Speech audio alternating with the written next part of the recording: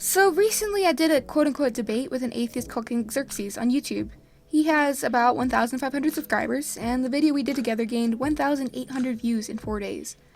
From the title of this video, you've probably guessed it did not go well. Most of the comments went something like this. "Ah yes, let the copium flow, it's only gonna get worse for you from here." When she said I'm not very intelligent, I believed her right away. If you ever need a perfect example of indoctrination, well, this was a good one. Secondhand embarrassment, I feel for her, yikes. Of course there were a few people who defended me slightly by saying I never got to say much, but the majority of the 120 comments are very negative. So what went wrong, and how can I do better next time? The first mistake I made was probably doing the debate to begin with. Besides having come out of a severe illness recently and performing a play, during school I'm pretty exhausted and not well spoken. I should have expected that most everything I said would have been taken out of context by King Xerxes and his audience. On top of that, I never prayed asking God whether or not I should do the debate to begin with. This was probably my greatest mistake. I made the decision to contact King Xerxes on a whim, and before I knew it, it was set in stone we were doing the debate that weekend. If a Christian ever does a debate or approaches a person of a different belief, take it from me, the first and last thing he or she should be doing is praying. And man, did I learn my lesson the hard way. My second mistake was expecting the conversation to go as a conversation with another Christian would, whether or not it was intentional. Throughout the video, I could barely get a sentence in before King Xerxes shut me down. This was noticeable enough that other atheists commented on it. The fact is, I expected to be able to say my piece, and then King Xerxes would reply, but in the end, I ended up looking like a stuck-up idiot because of the very little I got to say.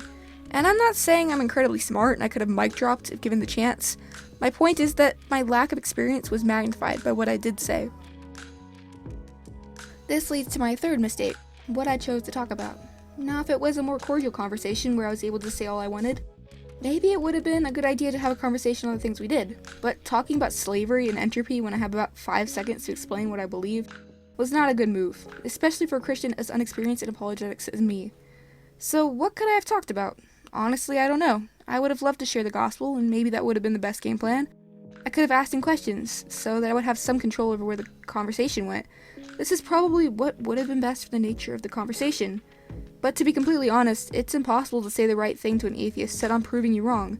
No matter what we talked about, the same amount of people would have thought I was an idiot. Mistake number 4, lack of research. This kind of ties back into my first mistake. The time I chose to do this interview, I didn't have the time or mental energy to get an idea of what he liked to talk about. If I really wanted to spend half an hour trying to explain slavery in the Bible, I should have known enough to realize when King Xerxes was misquoting or misrepresenting scripture. Instead of dwelling on a topic that I don't know as much about, and letting Xerxes have complete control over the conversation, I should have talked about things I do know, like, I don't know, the fossil record, or morality, or anything. Wow, I really messed all of that up, didn't I? Pretty embarrassing. Do I regret it? Not a bit. Okay, maybe just a little bit, but that's only my pride talking. Just look at all the amazing things that have come from it. Primarily, I was able to tell King Xerxes things I'm so grateful I could, like how he has no excuse to not believe in God, and how God still loves him enough to keep him alive even though he's an atheist apologist. My ego has been put in its place. I've learned valuable lessons on what to do next time I talk to an atheist. I've grown so much closer to God through the pain of failure, and now I have some really well thought out questions and discussions that I can talk about on my channel. So thank you, King Xerxes. But before you leave, I want to give my Christian audience some encouragement in case you ever want to debate anyone. Don't go into the conversation expecting to change the hearts of atheists. That's God's job. All you are is the messenger. If your audience doesn't like your message, they can take it up with God. As long as you are doing your very best to carry his message to the lost, you have done all you can. And in the inevitable times of defeat and shame, turn to God, pour out your heart to him, and surround yourself in his word. Don't let empty insults separate you from the one thing that gives you purpose to keep going. It's okay to feel defeated and depressed after a quote-unquote failure, but remember, if God used a donkey to talk to Balaam, he can use your mistakes. You have no idea what may come from what you say. Thanks for watching. Keep an eye out for my videos reacting to the debate and answering some of King Xerxes' questions. I hope to see you in the next one. God bless.